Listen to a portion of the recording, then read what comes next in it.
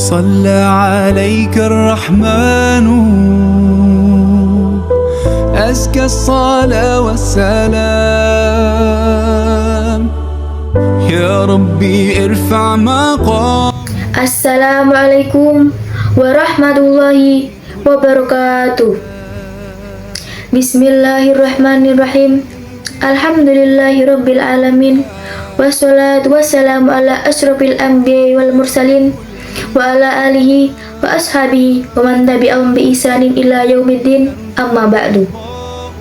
Yang terhormat Bapak Kepala Sekolah Bapak Arif Edianto SPD MPD, yang saya hormati Bapak Ibu Dewan Guru beserta staf SMK Negeri 4 Kendal serta teman-teman yang berbahagia. Pertama di atas segalanya, marilah kita bersyukur kepada Allah Subhanahu wa taala yang telah melimpahkan taufik, hidayah, inayah serta nikmat iman dan Islam, kesehatan bagi kita semua. Salat berbingkaikan salam tidak lupa kita sampaikan kepada Nabi teladan umat, Nabi besar Muhammad Sallallahu Alaihi Wasallam. Semoga dengan seringnya bersalawat kita akan mendapatkan pertolongan beliau di hari akhir nanti. Amin amin ya rabbal alamin. Bapak Ibu serta teman-teman yang dirahmati oleh Allah, apakah kalian tahu apa tugas utama Rasulullah Sallallahu Alaihi Wasallam ketika diutus oleh Allah Subhanahu Wa Taala ke dunia ini? Ternyata Rasulullah Sallallahu Alaihi Wasallam diutus oleh Allah ke muka bumi ini tidak lain dan tidak bukan hanyalah untuk menyempurnakan akhlak manusia. Sebagaimana dijelaskan dalam hadis, innama bu'ithtu liutammima makarimal akhlak, yang artinya sesungguhnya aku, Nabi Muhammad Sallallahu Alaihi Wasallam, diutus hanya untuk menyempurnakan kesolehan akhlak. Hadis riwayat Imam Al-Baihaqi. Teman-teman yang berbahagia, mengapa Rasulullah tidak menyempurnakan hal lain seperti iman, kegiatan muamalah, dan semisalnya? Ada yang tahu tidak? Ternyata, akhlak merupakan pondasi utama menuju kebaikan. Ingin Islam maju, negara maju, pesantren maju, sekolahan maju, maka yang tidak bagus harus akhlaknya terlebih dahulu. Mari kita lihat sejarah Islam sejenak. Ingatkah kalian dengan Konstantinopel yang berhasil ditaklukkan oleh Sultan Muhammad Al-Fatih? Ketika kita baca sejarah, ternyata beliau tidak pernah sekalipun meninggalkan sholat tahajud. Selain itu, beliau juga merupakan pemimpin yang hebat dan tawadu, alias pemimpin yang rendah hati. Maka, mengertilah kita di sini bahwa akhlak itu sangat penting dan menjadi batu pijakan utama seorang muslim. Lalu, bagaimana dengan akhlak kita sebagai pelajar? Teman-teman yang dimuliakan oleh Allah, ada banyak sekali cabang akhlak. Dan salah satu akhlak terpuji yang sangat penting di zaman ini ialah rasa malu. Dari Anas dia berkata, Rasulullah Shallallahu Alaihi Wasallam bersabda, Inna likulli din khuluqan wa khuluqul islamil haya. Artinya, sesungguhnya bagi setiap agama itu ada akhlak, dan akhlak Islam adalah rasa malu.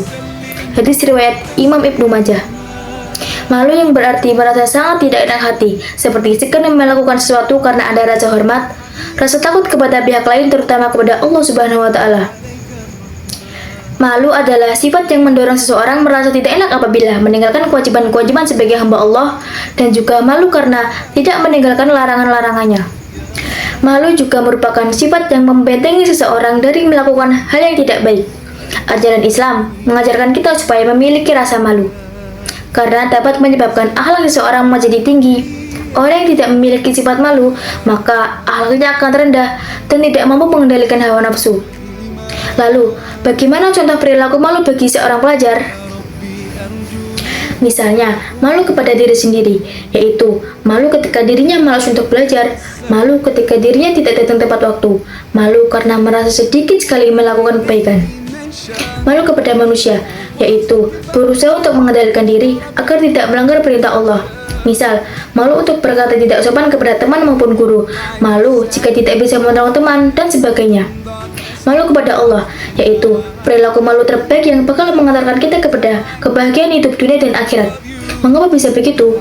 Karena ketika kita sudah malu kepada Allah, maka kita akan merasa tidak enak hati bila sholat terlambat, bila kurang disiplin dalam belajar, bila kurang hormat kepada orang tua dan guru, dan berbagai kebaikan lainnya. Kita merasa malu karena Allah senantiasa mengawasi gerak-gerik kita. Tapi kenyataannya sekarang kadang malah terbalik ya teman-teman. Kadang, kita malah malu ketika diminta guru untuk bertanya. Malu ketika diminta untuk memberikan pendapat.